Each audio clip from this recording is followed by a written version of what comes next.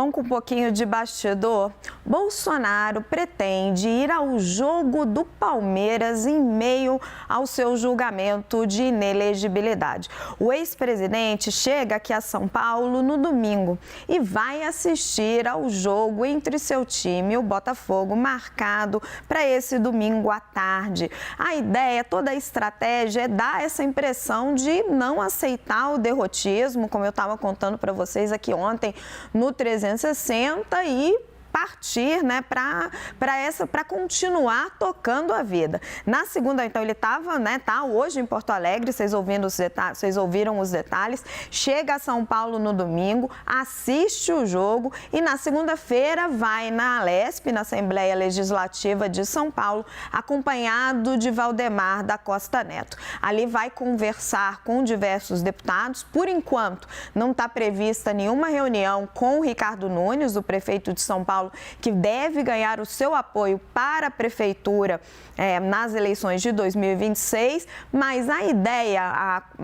toda a amarração que o PL está fazendo é continuar viajando e preparando o partido para as eleições municipais, independente de Bolsonaro ser declarado inelegível ou não. Para a imagem do ex-presidente também é importantíssimo isso, daí até a sua presença prevista no jogo do Palmeiras. Vamos agora com os nossos analistas, Renata Agostini, Leandro Rezende, de novo, e Yuri Pita. Renata, começo com você. Como que você sente o presidente Jair Bolsonaro e a sua defesa se preparando na semana que vem para essa fase final do julgamento no TSE? Boa tarde, Raquel. Boa tarde, Leandro, Pita. Boa tarde a todos. Essa preparação jurídica, ela já foi feita, as linhas mestras, inclusive, já foram, de certa forma, testadas, dadas.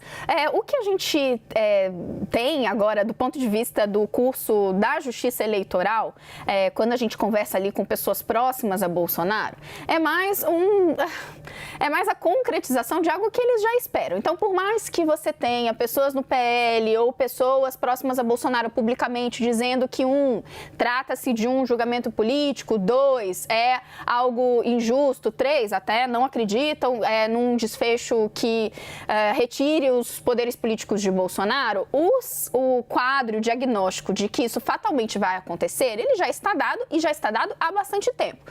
Mesmo quando, vamos retomar lá atrás, a gente ainda não tinha a confirmação do início desse julgamento. A gente tinha que essa era só a ação mais adiantada. O que se falava no entorno de Bolsonaro? Olha, são 16 ações. Então, ainda que ele não escape da primeira, ele vai resistir a todas essas ondas que virão.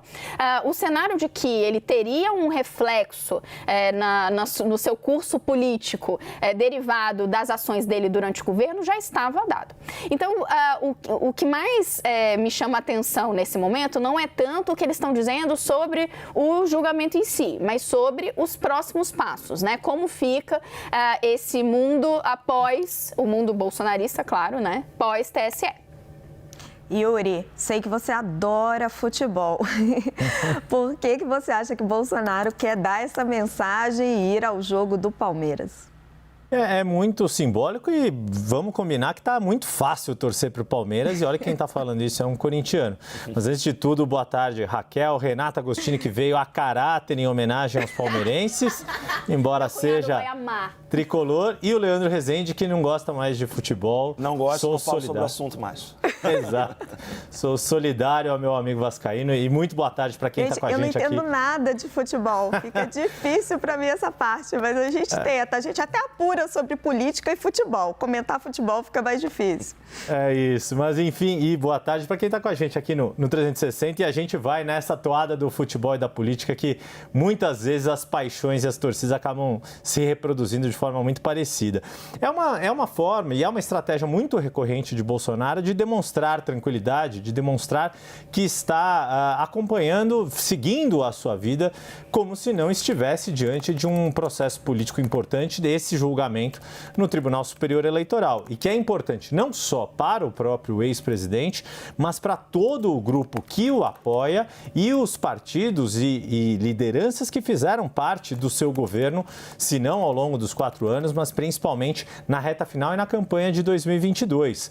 Ex-ministros outros, como Ciro Nogueira, presidente do Progressistas, por exemplo, sempre tem falado sobre o quanto uma eventual inelegibilidade do ex-presidente pode se tornar um trunfo para esse campo político. Sustenta um discurso que é muito recorrente de Bolsonaro e dos seus aliados, de vitimização, de perseguição por parte de outras instituições. Esta é a lógica e esta é a expectativa que este grupo tem, e esta agenda de normalidade, de tentar demonstrar também, de fazer eventos públicos como este no sul do país, na capital gaúcha, para demonstrar que há muitos apoiadores. Afinal de contas, Bolsonaro recebeu 58 milhões de votos, é uma força política. Muitos desses votos são sabidos que são muito mais votos antipetistas do que bolsonaristas, antilulistas do que bolsonaristas de fato. Mas há sim um campo muito forte ainda na direita que dá sustentação a Bolsonaro, e demonstrar em público